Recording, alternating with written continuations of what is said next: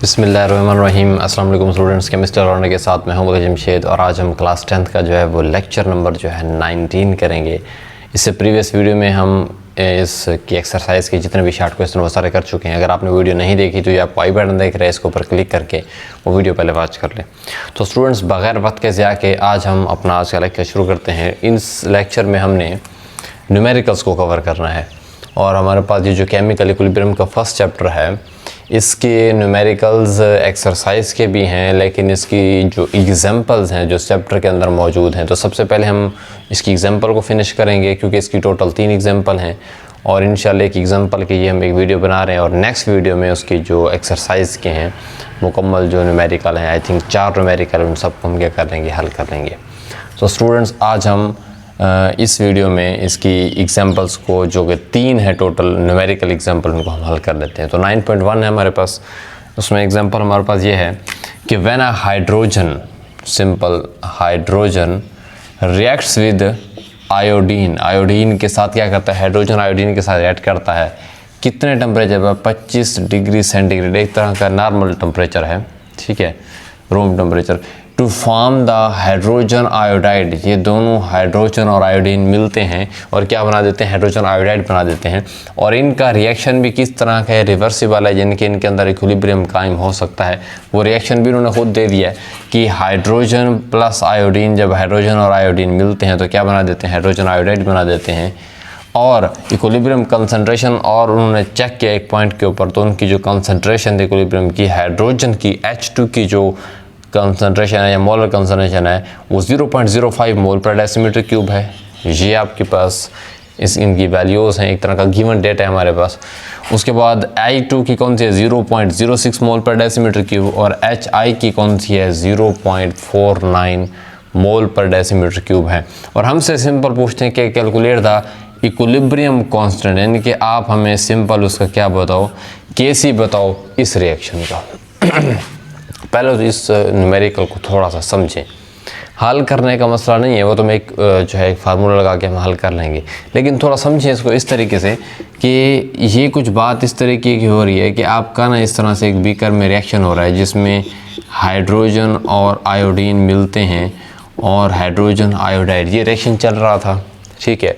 आपने क्या किया, यहाँ से लिया सैंपल, बात को समझिएगा, यहाँ से आप क्या लेते हो, आपने सैंपल लिया। अच्छा, सैंपल लेने के बाद आपने इस सैंपल को चेक किया तो इस सैंपल के अंदर क्या थे, रिएक्टेंट्स भी थे और क्या थे, प्रोडक्ट्स भी थे। बात को समझिएगा, रिएक्टेंट्स भी थे और क्या, रिएक्टेंट कौन कौन से हैं, हाइड्रोजन है और कौन सा है आपके पास, इसके साथ साथ आयोडीन है, और HI आपके पास कौन सा है, प्रोडक्ट है। अब ये वाला सैंपल जब आपने किसी भी पॉइंट के ऊपर चेक किया कि सैंपल के अंदर, रिएक्शन के अंदर ये क्या कौन कौन सी कंसंट्रेशन है, उनकी कंसंट्रेशन उन्होंने बता दिए, भाईजान वो H2 इतना है, I2 की मोलर कंसंट्रेशन, क्योंकि आपको पता है इसको मोलर कंसंट्रेशन में ज़्यादा करते हो, और HI की इतनी मोलर कंसंट्रेशन है। तो आपसे सिंपल पूछे कि भाईजान आप इस रिएक्शन का QC भी बोल देते हैं कि किसी भी टाइम पर चेक करें, क्योंकि आप जानते हो KC और QC का एक ही एक्सप्रेशन है। तो आपको ये वाली वैल्यूज़ दी गई हैं और आपसे कहते हैं कि आप हमें उसका इक्विलिब्रियम कांस्टेंट या QC वगैरह क्या है बताइए। तो स्टूडेंट, सबसे पहले जब भी आप न्यूमेरिकल हल करते हैं तो आपके पास 2-3 चीज़ें होती हैं, 2-3 चीज़ें आपके पास होती हैं। वो एक ये होता है कि आपने सबसे पहले क्या करना है, इसका गिवन डेटा लिखेंगे, यानी कि न्यूमेरिकल के अंदर जो भी वैल्यूज़ दी कि आपने सबको लिखने। अच्छा, वो कौन सा है, H2 की मोलर कंसंट्रेशन दी गई है, I2 की मोलर कंसंट्रेशन दी गई है और HI की मोलर कंसंट्रेशन दी गई। ये 3 वैल्यूज़ आपको दी गई हैं। कौन कौन सी हैं, ये आपने ऐसे लिखना होता है, 0.05 मोल पर डेसीमीटर क्यूब, ये 0.06 मोल पर डेसीमीटर क्यूब। जितना गिवन डेटा आपका अच्छा होगा, जो भी इंफॉर्मेशन आपको यहाँ से कलेक्ट होगी, वो आप क्या कर सकते हो, उसकी मदद से आप इसको हल कर सकते हो। उसके बाद कौन सा है आपके पास, HI का कौन सा बताया गया है कि वो कौन सा, 0.49 मोल पर डेसीमीटर क्यूब। साथ साथ हमें टेम्परेचर 25 डिग्री सेट बताया गया है। अगर आप वो लिखना चाहें तो वो लिख सकते हैं, लेकिन आपने यूज़ उसको क्या करना है, अगर वो होगा तो उसको करेंगे, अदरवाइज इसकी वैल्यू नहीं है। और अब हमसे पूछा है कि इक्विलिब्रियम कांस्टेंट बताओ, और इक्विलिब्रियम कांस्टेंट Kc के मुतालिक आप जानते हो, यहाँ पर आप सिंपल लिखोगे कि फार्मूला यूज्ड। अब फार्मूला क्या यूज, अब इस डेटा को देखें और इक्विलिब्रियम कांस्टेंट का कौन सा फार्मूला होता है, वो आपको पता है कि प्रोडक्ट्स की कंसंट्रेशन होता है बटा क्या होता है, रिएक्टेंट्स की कंसंट्रेशन होता है। आपको ये सिंपल पता है कि Kc का ये फार्मूला होता है, क्योंकि Kc ही तो मालूम करना है। तो सिंपल इस रिएक्शन का आप Kc कैसे, और रिएक्शन भी आपको यहाँ पर दिया गया है, ये गिवन डेटा में लिख सकते हो H2 + I2 it gives us 2HI, ये रिएक्शन भी आपको दिया गया है। तो अब हम क्या करते हैं, ये इस साइड पर लिख रहा हूँ मैं, आपके पास जब Kc की एक्सप्रेशन देखेंगे तो इस रिएक्शन का प्रोडक्ट्स कौन सा है, HI की कंसंट्रेशन है, और उसके मोल जो फ्रंट पे होते हैं उसके क्या बन जाते हैं, पावर बन जाते हैं, और आपके पास H2 की कंसंट्रेशन है और I2 की मोलर कंसंट्रेशन है। ठीक है, तो सिंपल क्या करना है, ये आपके पास Kc का फार्मूला है, वैल्यूज़ आपको सारी गिवन है जो कि गिवन डेटा में लिख दी हैं। तो आप इसका अब क्या कर दो, सोल्यूशन हम ये कर रहे हैं। ठीक है, तो आपके पास क्या है, HI की कंसंट्रेशन 0.49 का स्क्वायर हो जाएगा, और आपके पास 0.05 है, 0.06 है। आप जब इसका कैलकुलेटर के ऊपर आप स्क्वायर लेंगे, मतलब 0.49 मल्टीप्लाई 0.49 करेंगे या सिंपल स्क्वायर ले लें, तो आपके पास एटलीस्ट आंसर आएगा 0.2401 आएगा आपके पास। ठीक है, इसका स्क्वायर लेंगे और आप 0.05 को 0.6 से मल्टीप्लाई करें तो अप्रॉक्सीमेट आपके पास जो आंसर है वो 0.00 जो है 30 आएगा। ठीक है स्टूडेंट्स, तो आपने करना क्या है, आप इनको ऊपर डिवाइड करेंगे, जो ही डिवाइड करेंगे तो आपके पास इसका आंसर जो आएगा वो 80 आएगा, और इस 80 के साथ कोई भी यूनिट नहीं होगा। अब इसको क्यों यूनिट नहीं है, क्योंकि आपने पढ़ रखा है कि Kc का यूनिट्स हो भी सकता है, नहीं भी हो सकता। मैंने आपको ये समझाया हुआ है कि किस तरीके से किसी भी रिएक्शन के क्या करते हैं, उसके यूनिट कैलकुलेट करते हैं। तो आप यहीं से कैलकुलेट कर लें, जो मैं ये रफ़ साइड समझ लें।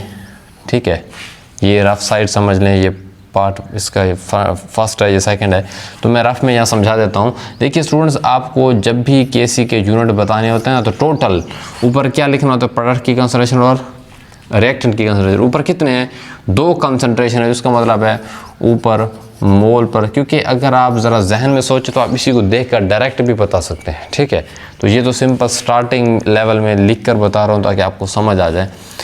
तो इसका स्क्वायर और 1 मोलर कंसंट्रेशन का क्या होता है, दूसरा ये मोल पर डेसीमीटर क्यूब, इस तरीके से मोल पर डेसीमीटर। ऊपर भी 2 हैं, अगर इसको ओपन करें तो इस जैसे 2 है ना, तो ये सारे इन 2 नीचे वाले के साथ कट जाएंगे और कुछ भी Kc का यूनिट नहीं बचेगा। और सिंपल ये भी है कि जब रिएक्टेंट और प्रोडक्ट की कंसंट्रेशन बराबर हो, इधर भी 2 हैं, इधर 1 और ये 1, 2 कंसंट्रेशन, देखो एक कंसंट्रेशन इसकी, एक इसकी, 2 नीचे हैं 2 ऊपर हैं, तो सिंपल आप इनको यहीं कैलकुलेट करके कट करके आप उसका यूनिट बना सकते हो। तो स्टूडेंट ये आपके पास फर्स्ट न्यूमेरिकल था।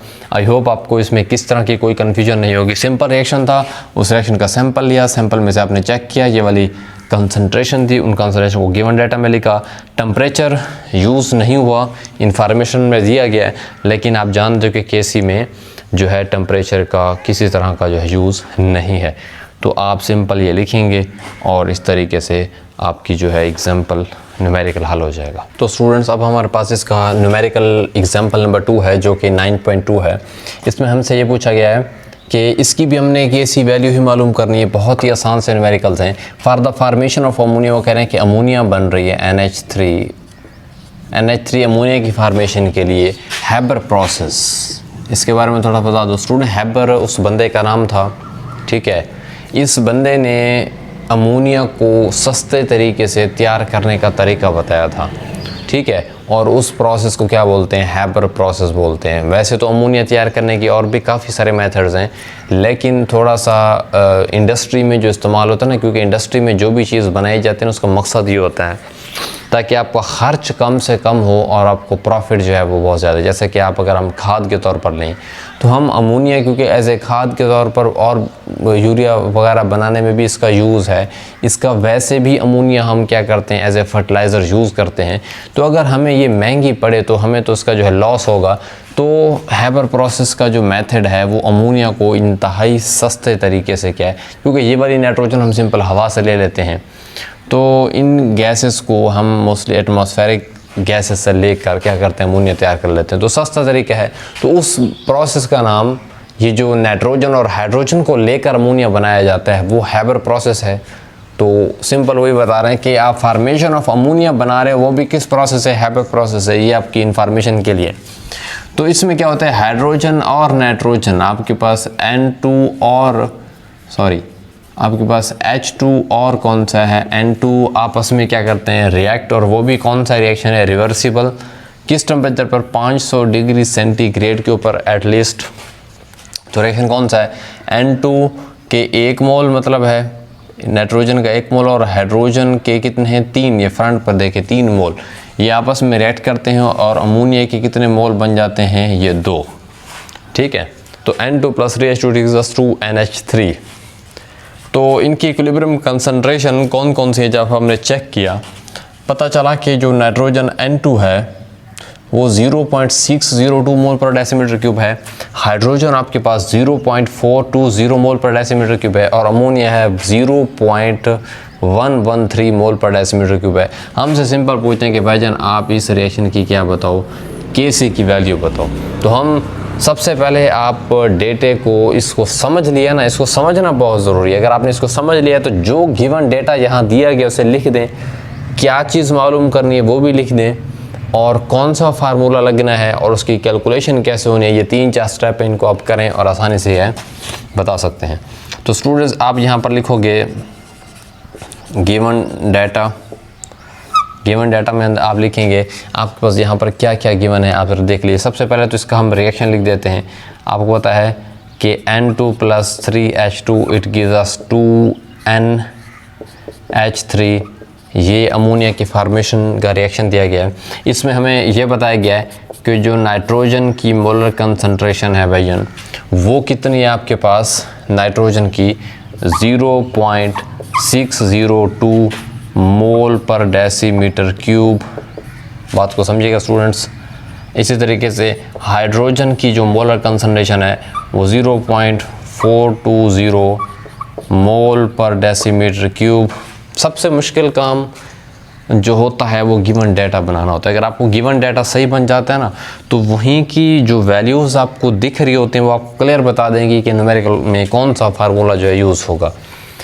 तो इस तरीके से आपके पास NH3 अमोनिया की कंसंट्रेशन ये कितनी है, आपके पास 0.113 मोल पर डेसीमीटर क्यूब। जो भी गिवन है ना सारा लिख दो, चाहे यूज़ हो ना हो, आप इंफॉर्मेशन सारी लिखो। उसके बाद आपके पास इसका जो टेम्परेचर है, वो कौन सा दिया गया है, 500 डिग्री सेंटीग्रेड आपके पास क्या है दिया गया है। और इनकी ये कंसंट्रेशन भी आ गई। और ये तो हो गया सारे का सारा गिवन डेटा, मतलब ये सारी वो वाली इन्फॉर्मेशन है। आपने ये सारा सेम ऐसे पेज पर करना है। तो मेरे पास थोड़ा सा जगह का इशू है तो मैं स्टेप बाय, सो ये आप इसके साथ ये लिखेंगे, ये गिवन डेटा हो गया। आप यहाँ पर एक हेडिंग और बनाएंगे, टू बी फाउंड। ठीक है, कि आपको कैलकुलेट क्या करना है। ठीक है, तो आपको मालूम करना है जो Kc की वैल्यू है इस रिएक्शन की, उसे मालूम करना है। तो ये आपका पता चल गया कि भाईजान ये इन्फॉर्मेशन जो है ये आपको दी गई है। पूछा क्या गया है, टू बी आस्क्ड भी लिख सकते हैं, टू बी फाउंड के आपको क्या हासिल करना है। ठीक है, तो ये आपके पास Kc की क्या है वैल्यू है। अब स्टूडेंट हम क्या करते हैं, यहाँ पर फार्मूला कौन सा यूज़ होगा, फार्मूला यूज़ आप लिख देंगे। फार्मूला इसी को अगर गौर से देखें और अगर आपको मालूम क्या करना है, केसी फाउंड करना है, मालूम करना है, तो आप ज़रा गौर से देखें। देखिए ये प्रोडक्ट की कंसंट्रेशन है, ये कौन सी रिएक्टेंट की कंसंट्रेशन है। अगर आप ये दी गई है और केसी मालूम करना होता है तो केसी के बारे में आप जानते हो। केसी क्या होता है, हमारे पास प्रोडक्ट्स की कंसंट्रेशन होता है बटा क्या होता है, रिएक्टेंट्स की कंसंट्रेशन। स्टूडेंट जब अब भी आप कोई भी न्यूमेरिकल करते हो ना, जितना ज़्यादा चेक करने वाले के लिए, समझने वाले के लिए आसानी पैदा करेंगे तो उतना ज़्यादा उसे ईज़िली अंडरस्टैंड होगा और आपके मार्क्स भी आपको सही मिलेंगे और आप अपनी बात किसी को समझा भी अच्छे तरीके से सकेंगे। तो देखें, अगर आप गिवन डाटा लिख दिया तो उससे पता चल गया है ये वाली इन्फॉर्मेशन न्यूमेरिकल में दी गई थी, ये वाली चीज़ मालूम करनी है, ये फार्मूला हमारे पास यूज़ होगा। तो अब यहाँ पर हम क्या कर लेते हैं, आपने सेम स्टेप में ऐसे पहले ये लिखना है, फिर नीचे ये लिख देना है, स्टेप बाय स्टेप चलना है। यहाँ पर आपने अब सिंपल लिखना है कैलकुलेशन। आप कैलकुलेशन करें, कैलकुलेशन में क्या आपके पास सेम इस रिएक्शन का केसी क्या निकलेगा, केसी होगा प्रोडक्ट्स की कंसंट्रेशन कौन सी, अमोनिया, और उसका क्या हो जाएगा मोल, उसका क्या हो जाएगा स्क्वायर, फिर आपके पास N2 की और साथ में कौन सा है H2 की मोलर कंसंट्रेशन का क्यूब आ जाएगा। अब आप इनकी क्या करें, जो कंसंट्रेशन देगी उनकी वैल्यूज पुट कर दें। तो सिंपल क्या है, केसी के हमारे पास यहाँ पर अमोनिया की कौन सा 0.113 कुछ इस तरीके से होगा, और नाइट्रोजन आपके पास कौन सा है 0.602, और इस तरीके से हाइड्रोजन या 0.420 मोल पर डेसीमीटर क्यूब का इसका जो है क्यूब है, क्योंकि इसके आप देखें हाइड्रोजन के कितने हैं, क्यूब है, तो इन वैल्यूज़ को लिखेंगे। ठीक है, तो स्टूडेंट्स आपने क्या करना है, न्यूमेरिकल को जो है इसको हल करने के लिए आप कैलकुलेटर की हेल्प लेंगे। अब जब ऊपर वाले का आप सिंपल स्क्वायर लेंगे, इसका आप मल्टीप्लाई करेंगे, स्क्वायर लेंगे, तो इसका ऊपर वाला फाइनल जवाब कुछ इस तरीके से निकलेगा 0.01277। ठीक है, ये कैलकुलेशन मैंने तो बस टाइम वीडियो बड़ी ना हो जाए डायरेक्ट ही लिख रहा हूँ। आप क्या करेंगे, इनका स्क्वायर ले लेंगे और जब इसका फिर क्यूब लेंगे, मतलब इस डिजिट को 3 मरतबा खुद के साथ मल्टीप्लाई करके फिर इसके साथ मल्टीप्लाई करेंगे, तो आपके पास कुछ जवाब इस तरह से आएगा 0.0446 इस तरीके से आएगा। फिर आप इसको इसके ऊपर क्या करेंगे, कैलकुलेटर की मदद से इसको क्या करेंगे, डिवाइड करेंगे, तो आपका फाइनली आंसर आएगा जो 286 मोल -2 DM+6 कह सकते हैं। तो ये आपके पास इस रिएक्शन की केसी की क्या निकल आई है, वैल्यू निकल आई है, और ये उसका साथ यूनिट है। अब आप सोचेंगे कि सर ये यूनिट्स कहाँ से, क्या है, पिछले रिएक्शन में कोई यूनिट नहीं, उसमें न्यूमेरिकल में यहाँ पर हमारे पास ये यूनिट है। मैंने आपकी इसकी कैलकुलेशन बहुत अच्छे तरीके से बता दिया है। अगर आप डायरेक्ट कैलकुलेट करना चाहते हो ना, ये रफ समझ लें यहाँ पर, ठीक है, तो ये मैं रफ साइड कर रहा हूँ यहाँ पर। देखिए सिंपल केसी के फार्मूला से आप देखें, ऊपर इसके ऊपर कितने हैं, आप वैसे 2 लिख दें जितने कंसंट्रेशन, नीचे कितने हैं 3, और ये इसका 1 लिखा नहीं जाता, सिंपल 1, 3 और 1 कितने हैं 4, मतलब ऊपर 2 कंसंट्रेशन होगी, नीचे टोटल कितने हैं 4 हैं। ये जो भी इससे कोई फ़र्क नहीं पड़ता, ऊपर वाले 2 नीचे वाले 2 के साथ कट गए तो आपके पास क्या है, ऐसे 2 कंसंट्रेशन नीचे आएंगे, और एक कंसंट्रेशन कौन सी होती है, मोल पर डेसीमीटर क्यूब, यानी कि सिंपल इस तरीके सिंपल कट करके आप ऐसे बना लें।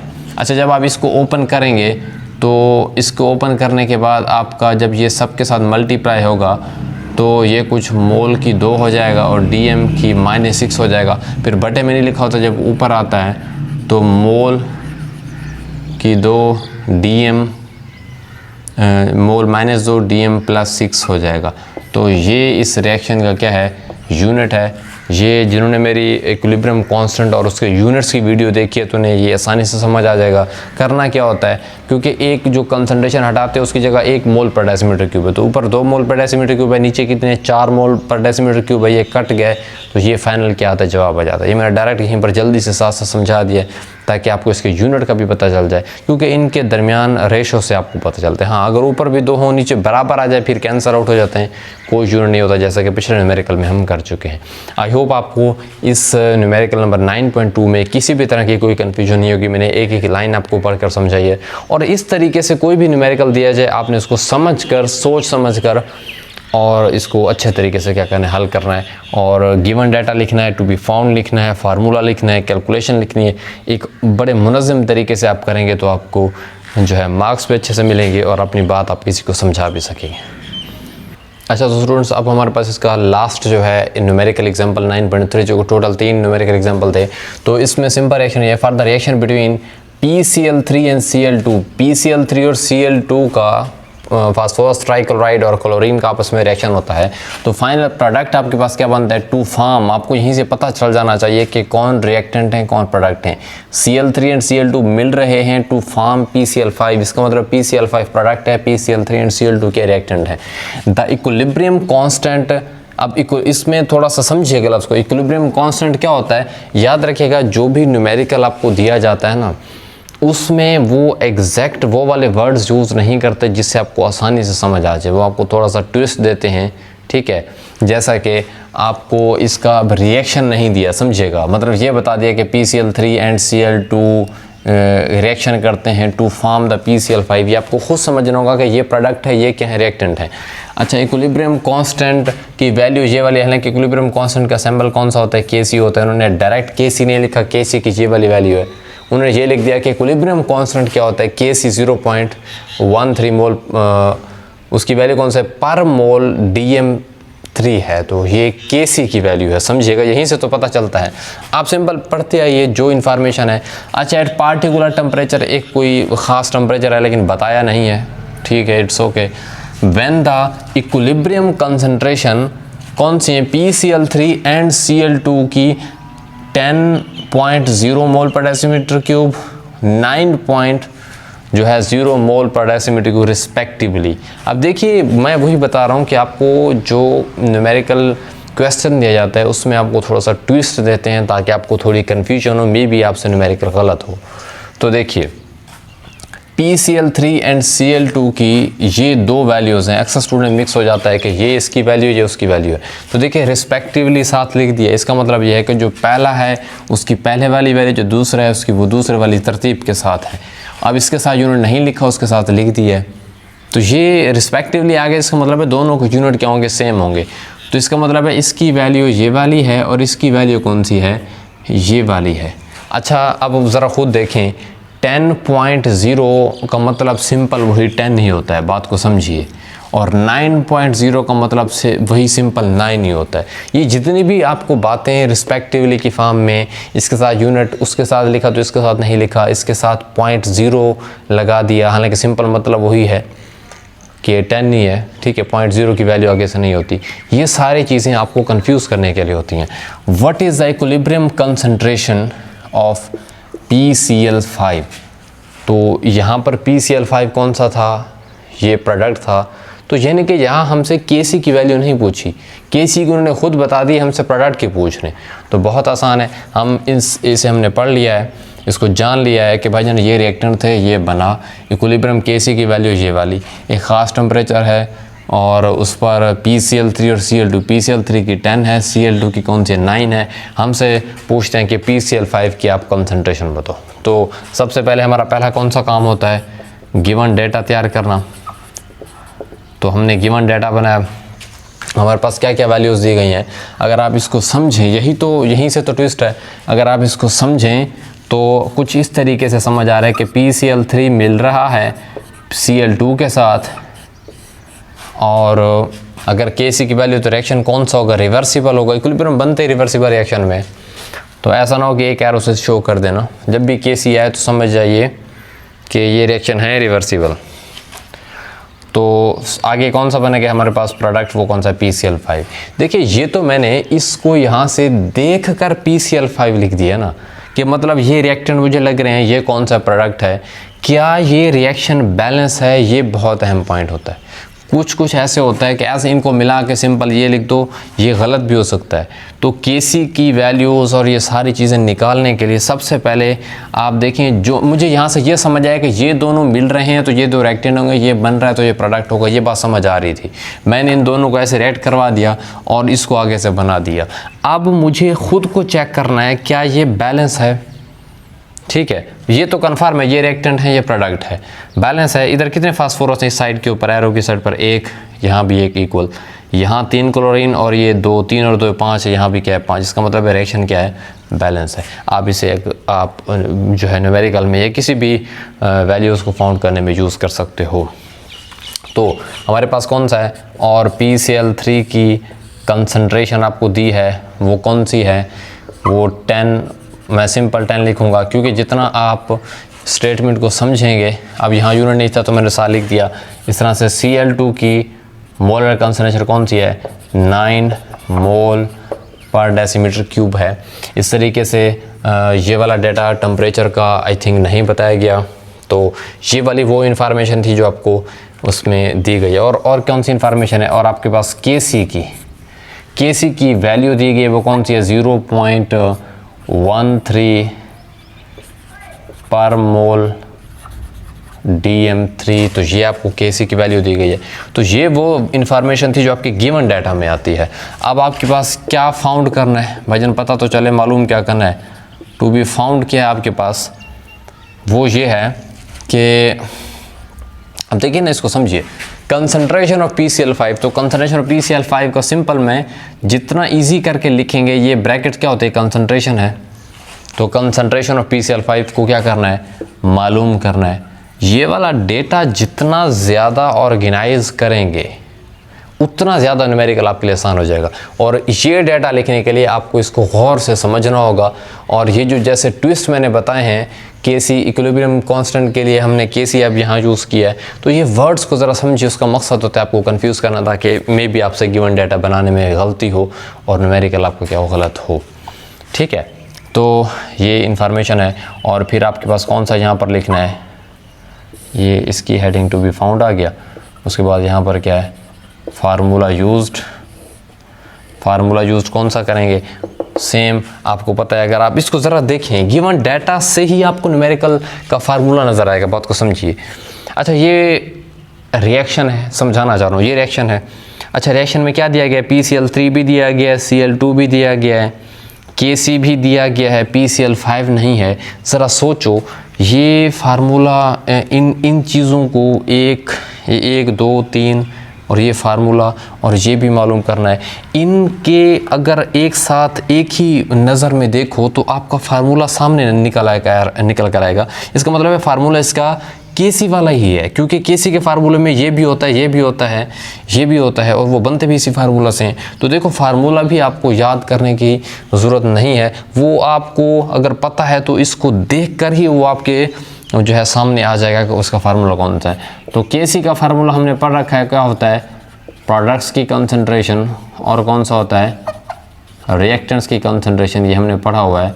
तो इस फार्मूले से हम क्या कर सकते हैं, अगर यही वाला हम इसके ऊपर अप्लाई करेंगे, ठीक है, इसके ऊपर अप्लाई करेंगे तो यही वाला फार्मूला कुछ इस तरीके से हो जाएगा। क्या, प्रोडक्ट्स कौन से हैं, PCl5 है, और रिएक्टेंट कौन से हैं, PCl3 है और Cl2 है। ये कुछ इस तरीके से हो जाएगा। तो अब यहाँ पर हम क्या करते हैं, इनकी सिंपल कैलकुलेशन करते हैं, जो कि बहुत आसान होती हैं, कैलकुलेटेड वर्क है। मेन मकसद यहीं तक होता है करना किसी भी न्यूमेरिकल को। तो KC किसके बराबर है भाईजान, प्रोडक्ट कौन सा है, PCl5 की कंसंट्रेशन है, PCl3 की कंसंट्रेशन है, और Cl2 की कंसंट्रेशन है आपके पास। PCl5 की वैल्यूज़ पुट कर दें, इसकी पुट कर दें, इसकी पुट, जो आपके पास वैल्यूज़ हैं ना वो पुट कर दो, जो नहीं है उसे छोड़ दो। अब पहले तो जो न्यूमेरिकल किए हैं वो हमसे सीधा कहते हैं कि भाईजान केसी बताओ, लेकिन इस रिएक्शन में थोड़ा सा फ़र्क है। देखो ना स्टूडेंट्स, जैसे कि मैथ का फार्मूला होता है आपके पास 3 चीज़ें हों, उनमें से 2 अगर दी गई, एक नहीं की, तो आप मालूम कर लोगे। तो कोई भी इनमें से अगर स्किप होना तो बाकी वैल्यू उसको पुट करके आप इसको मैथ का फार्मूला समझें। ये अगर नहीं दिया गया तो आप इन 3 की वैल्यू पुट करके ये मालूम कर लो। अब जैसा कि पिछले 2 न्यूमेरिकल में किया है, इन 3 की दी गई थी तो इसकी नहीं थी। तो जो भी आपको चीज़ें दी जाती हैं, अगर एक चीज़ स्किप है तो आसानी से क्या कर सकते हो, फाइंड आउट कर सकते हो। तो जो वैल्यूज़ हैं आपके पास, केसी की कितनी है, वही फार्मूले में 0.13 है, ठीक है। और आपके पास PCl5 की हमारे पास कंसंट्रेशन नहीं दी गई, ठीक है, इसको वैसे रहने दें।